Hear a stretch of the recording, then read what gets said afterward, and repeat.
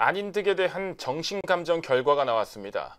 공주치료감호소는 안인득이 범행 당시 조현병으로 인한 정신분열, 심신미약 상태였다고 결론 냈는데요. 하지만 검찰은 안인득이 계획적으로 범행을 저질렀다고 판단했습니다. 사건 당시 충분한 인지 능력을 가지고 있었다는 건데 관련 증거와 진술을 확보하고 살인 등 5개 혐의로 구속 기소했습니다. 보도에 양진호 기자입니다. 지난 5월 11일부터 약 2달간 진행된 안인득의 정신감정. 공주치료감호소는 안인득이 범행 당시 사물을 변별할 능력이 부족한 심신미약 상태였다고 결론을 내렸습니다.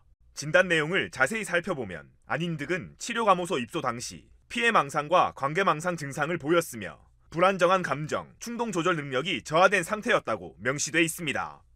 이어 범행 당시에도 입소 때 보인 정신 상태와 비슷할 것으로 추정된다는 내용이 담겼습니다.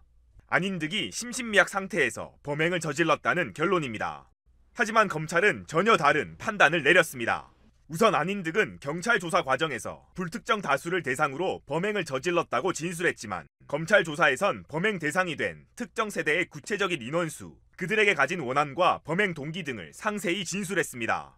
또 일부 주민의 경우 눈을 마주치거나 지근거리에 있었음에도 그냥 지나쳐 간 것으로 확인됐습니다. 원한 관계가 없는 주민들에겐 공격성을 나타내지 않은 겁니다.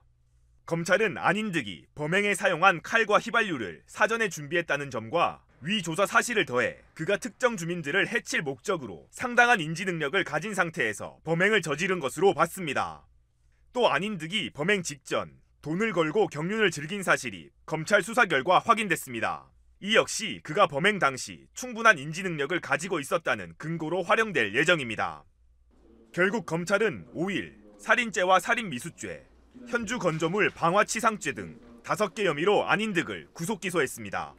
정신감정 결과와 검찰의 판단이 정면으로 충돌하는 만큼 향후 진행될 1심 공판에선 안인득의 인지 능력을 재판부가 어떻게 판단하느냐가 주요 쟁점이 될 것으로 보입니다. 안인득은 앞서 지난 2010년 폭행 사건으로 재판에 넘겨졌지만 조현병으로 인한 심신미약이 인정돼 집행유예로 풀려난 바 있습니다. 지역을 분노와 슬픔에 잠기게 했던 안인득 방화 살인 사건. 재판부가 정신감정 결과와 검찰의 계획범죄 결론 중 어떤 것을 받아들일지 지역의 이목이 집중돼 있습니다. SCS 양진호입니다.